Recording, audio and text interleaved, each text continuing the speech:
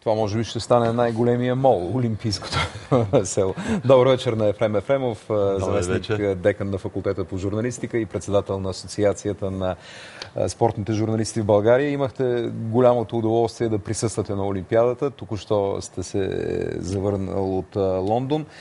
Впечатленията, преди да говорим за парите, за българското представяне и така нататък. Да, привилегия е да присъстваш на едни Олимпийски игри.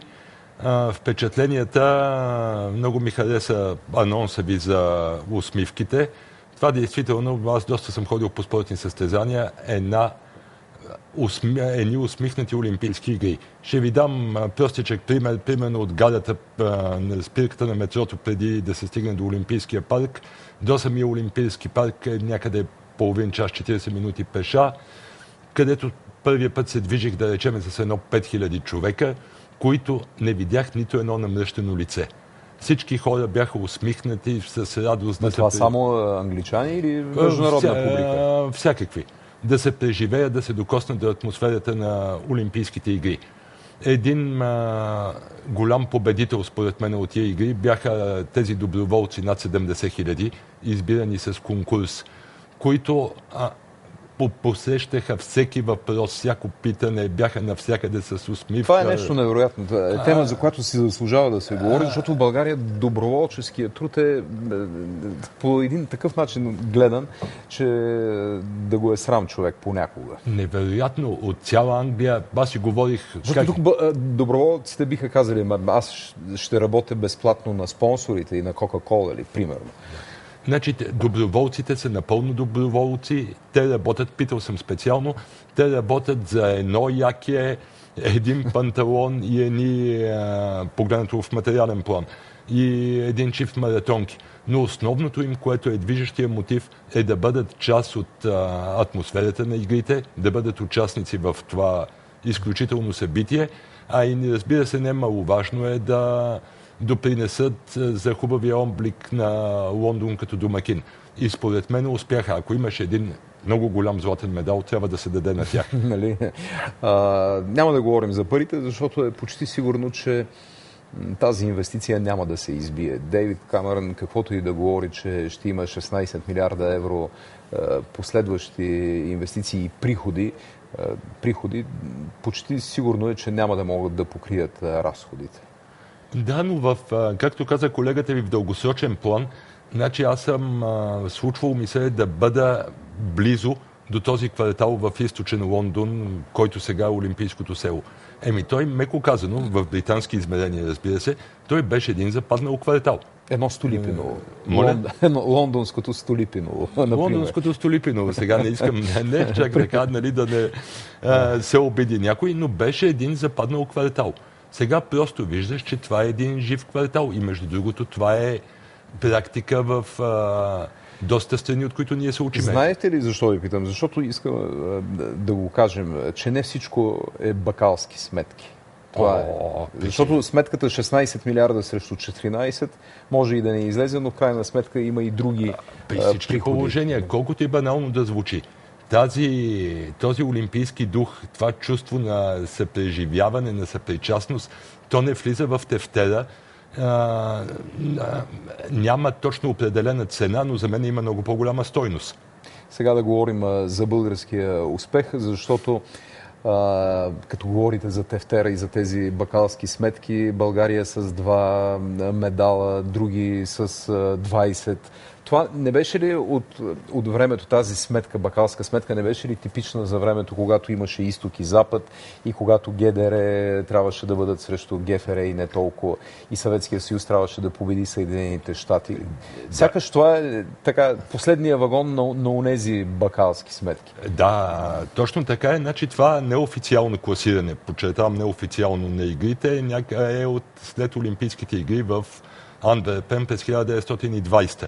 И погледнато чисто формално, то не е класиране на страни, а е класиране на национални олимпийски комитети. Защото национални олимпийски комитети... всеки го възприема едва ли не като класиране на държавата. И в годините след 45-та до 90-та беше жизненно важно това класиране, защото представяше преимуществата на строя. Съответния и беше витрина, как да кажа, на съответната страна и съответната система. Сега до някъде големите страни го приемат, примерно във всички медии. Само правя едно отклонение, че класирането по медали самите спортисти не ги вълнува много, но е любима медийна тема в цял свят. Нали, се правят едни изводи. Вярно, че това класиране по медали е огледало, но според мен е доста криво огледало на състоянието на спорта при нас. Какво значение има? Дали гимнастичките, българските или волейболистите имат или нямат медал?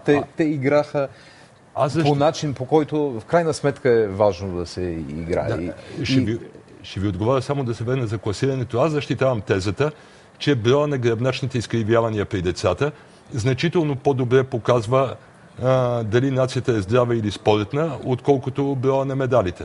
Защото ако погледнем сега това класиране, Казахстан с 7 златни медала, КНДР с 4 и Украина с 6, едва ли са по-спортни нации от Норвегия с 2 златни медала и Швеция с 1. Нали всеки знае развитието на спорта в едната и в другата страна. И въпреки това там няма никакви национални драми, нали? Че са след Казахстан или КНДР. Да, няма национални драми. Обаче вие казахте нещо много важно и може би така да завършим. За изкривяване, гръбначните изкривявания на децата. Защото не може олимпиадата и медалите и спорта да бъде само функция на национална гордост и на спонсорски пари на бакалските сметки. Веднага давам пример с Англия.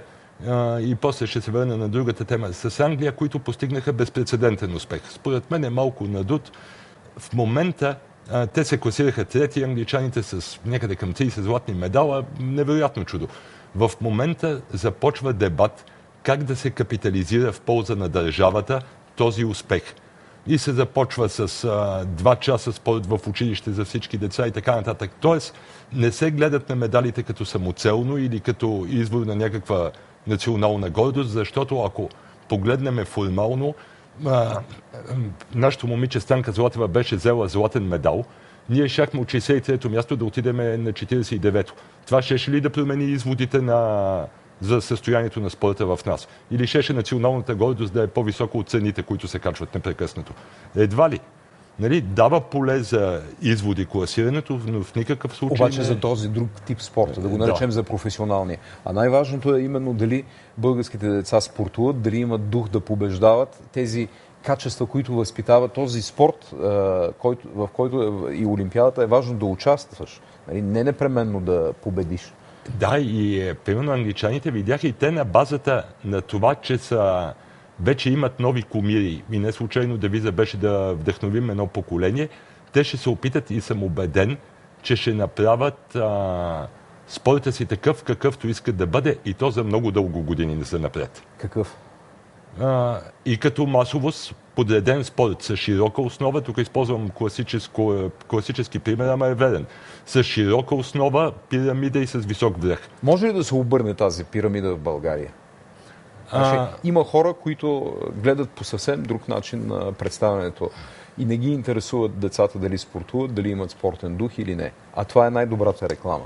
За мен теоретично може да се обърне тази пирамида, но трябва търпение, трябва поне 8-12 години да разчитаме на медалите. Едва ли има ръководител, който ще си позволи да се скара едновременно с не разчитаме на медалите. Да, да не разчитаме на медали и да насочиме да се скара с тая каста на спортни деятели, които получават финансиране от държавата и да... Се скара и с медиите в някакъв Да, и с медиите, разбира се, защото няма успехи.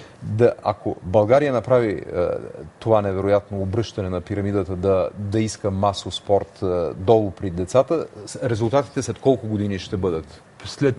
Може би след 3 цикъла, след 12. Аз имам един любим израз, той е гръцки, че ако искаш нещо да направиш трайно, трябва да засаждаш маслинова гора.